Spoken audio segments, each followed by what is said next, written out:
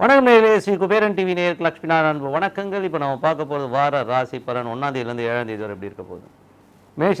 மேஷராசிக்கு உங்களது ராசி அதிபதி 7ல் இருக்கார். அதுவும் சூரியனோட இருக்கிறது பார்த்தீங்கன்னா கொஞ்சம் அந்த சூரியன் நீச்சமாக இருக்கிறதுனால சின்ன சின்ன பிரச்சனைகள், சின்ன சின்ன அவமானங்கள் ஏற்படுறதுக்கான வாய்ப்புகள் இருக்கும். அதுவும் குழந்தைகளை சின்ன சின்ன அவமானங்கள், தர்க்கங்கள் ஏற்படுவதற்கான வாய்ப்புகள்.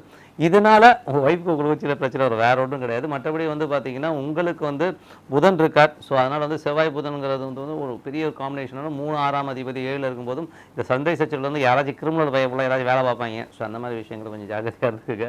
ஏன்னா தேர்ட் பார்ட்டி யாரையும் உங்களது விஷயங்களில் ஈடுபடுத்தாமல் இருக்கிறது ரொம்ப ரொம்ப நல்லது. ஸோ இதுதான் விஷயம், வேறு ஒன்றும் கிடையாது, பெரிய ப்ராப்ளம்லாம் இல்லை. குழந்தைங்கிட்ட மட்டும் கொஞ்சம் ஜாகிரதையாக பேசுங்க. ஏன்னா குழந்தைகளோட விஷயங்கள் வர 15ஆம் தேதி வரை ஒரு சின்ன சின்ன டென்ஷன்ஸ் கொடுப்பாங்க. ஸோ அதனால் கொஞ்சம் பார்த்துட்டு இருக்குங்க. 2ஆம் இடத்துல இருக்கிற ராகு சூரியனுடைய சாரத்தில் போகிறது. அதுவும் 5ஆம் அதிபதி சூரியனுடைய சாரத்தில் போகும்போது குழந்தைகளை பற்றின கனவுகள் நிறைய இருக்கும். குழந்தைகளோட எக்ஸ்பெக்டேஷன்ஸ் ரொம்ப பெருசாக இருக்கும்.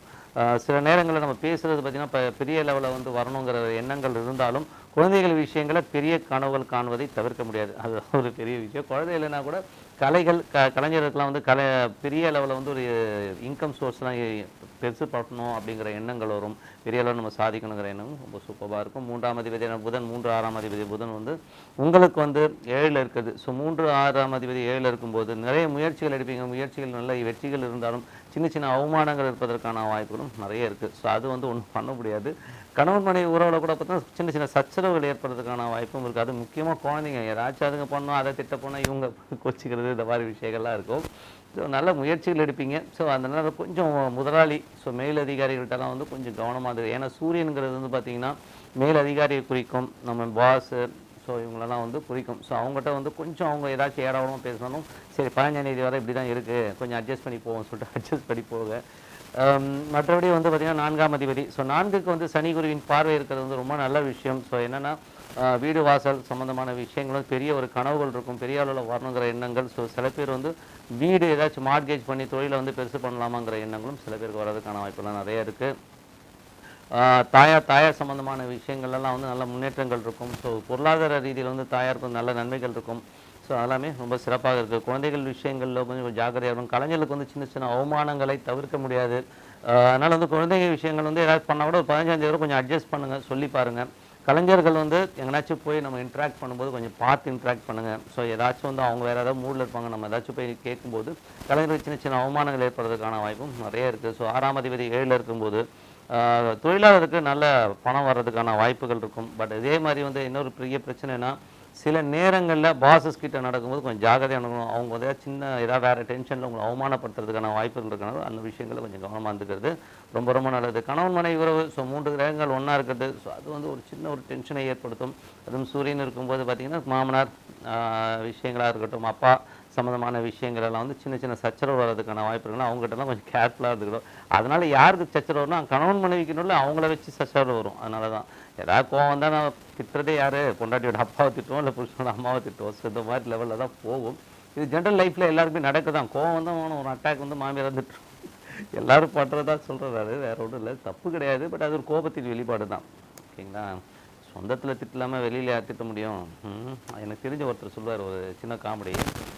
ஒருத்தன் ஏமாற்றிக்கிட்டே இருந்தான். ஸோ அவன்கிட்ட போயிட்டு கேட்டார், ஏன்டா தெரிஞ்சவன்கிட்ட போய் ஏமாத்துறியே, உனக்கு ஏதாச்சும் மனசாட்சி இருக்கா? கூட அவ்வளோ தெரிஞ்சவனை போய் தெரிஞ்சவனை ஏமாத்தாமல் தெரியாதவனை எப்போ ஏமாத்துறதுன்னு கேட்டான். அது இன்னும் உண்மை தானே, தெரியாதவனை எப்படி ஏமாத்துறது? தெரிஞ்சவனை தான்டா ஏமாற்ற முடியும். அந்த மாதிரி தெரிஞ்சவனை தான் திட்ட முடியும். விடுங்க, உரிமை இருக்கனால திட்டிக்கணும். பட் கொஞ்சம் பார்த்து திட்டுங்க. ஓகேங்களா? மாமனார் அப்பா இழுத்து வச்சு திட்டாதீங்க. அதோட 8ல் கேது. ஸோ 8ல் கேது இருக்கிறது, அது சனியின் சாரத்தில் இருக்கும்போது தொழிலில் கொஞ்சம் சிஸ்டமேட்டிக்ஸ் பண்ணுவீங்க. நிறைய சேஞ்சஸ் பண்ணுறதுக்கான வாய்ப்புகள்லாம் இருக்குது. அரசு சம்மந்தமான விஷயங்கள், வரி மற்றும் ஏதாச்சும் செலுத்துறது, இந்த சேல்ஸ் டேக்ஸ் ஃபைல் பண்ணுறது, இந்த மாதிரி விஷயங்கள்லாம் கொஞ்சம் கவனமாக இருந்துக்கிறது ரொம்ப ரொம்ப நல்லது. மற்றபடி 9ஆம் அதிபதி 10ல் இருக்கனால தந்தையுடைய பொருளாதார ரீதியான விஷயங்கள் நல்ல ஏற்றங்கள் இருக்கும். வெளிநாட்டில் இருக்கவங்களுக்கு பெரிய பொருளாதார வளர்ச்சி ஏற்படுவதற்கான வாய்ப்பும் ரொம்ப சிறப்பாக இருக்குது. மற்றபடி 10ல் சனி குரு பொருளாதாரத்தின் வியாபாரத்தின் நல்ல வளர்ச்சியை கொடுக்கும். பெரிய லாபங்களை நோக்கி உங்களது பயணங்கள் செல்லும். அதில் எந்தவித மாற்றமும் இல்லை. 11ஆம் அதிபதி 10ல் இருக்கும்போது நிறைய இன்வெஸ்ட்மெண்ட் பண்ணி பெரிய அளவில் ஒரு பெரிய லாபம் சம்பாதிக்கிற எண்ணங்கள்லாம் அதிகமாக இருக்கும். ஸோ மற்றபடி இந்த வாரம் பார்த்தோம்னா 1ஆம் தேதி அன்னைக்கு ஏகாதசி அன்னைக்கு அந்த வயிற்றுக்கு லீவ் விட்டு ஓம் நமோ நாராயணா ஓம் நமோ நாராயணா பெருமாளை சேவிக்கிறது ரொம்ப ரொம்ப நல்ல விஷயம். 2ஆம் தேதி அன்னைக்கு பிரதோஷம் அன்னைக்கு தோஷங்களை விளக்குவது பிரதோஷம் அன்னைக்கு நம்ம அந்த 4:30லேருந்து 6 மணிக்கு கோயிலுக்கு போகிறது ரொம்ப ரொம்ப விசேஷம். அப்படி போக முடியலன்னா கூட ஒரு தேனோ ஒரு விபூதி பேக்கெட்டோ நீங்கள் முதல்ல வாங்கி காலையிலே கொடுத்தீங்கன்னா கூட அது அவங்க அபிஷேகத்தை யூஸ் பண்ணும்போது அந்த அந்த தோஷங்கள் நீங்கி உங்கள் குடும்பம் பெரிய லெவலில் முன்னேறுவதை கண்டிப்பாக பார்க்க முடியும்னு சொல்லிட்டு உங்களிடம் இது விடைபெறுவது உங்கள் லட்சுமி நாராயணன். அதுக்கப்புறம் பார்த்தோம்னா அமாவாசை வந்துச்சு. எல்லாருக்கும் வந்து அந்த அமாவாசை தீபாவளி ஆடுறத எல்லோருக்கும் தீபாவளி நல்வாழ்த்துக்கள். நன்றி, வணக்கம். ஸ்ரீ குபேரன் டிவியை பார்த்தமைக்கு நன்றிகள். மேலும் இது போன்ற தகவல்களை தெரிந்து கொள்ள ஸ்ரீ குபேரன் டிவியை சப்ஸ்கிரைப் செய்யுங்கள். மறக்காமல் பெல் ஐக்கானை கிளிக் செய்யுங்கள்.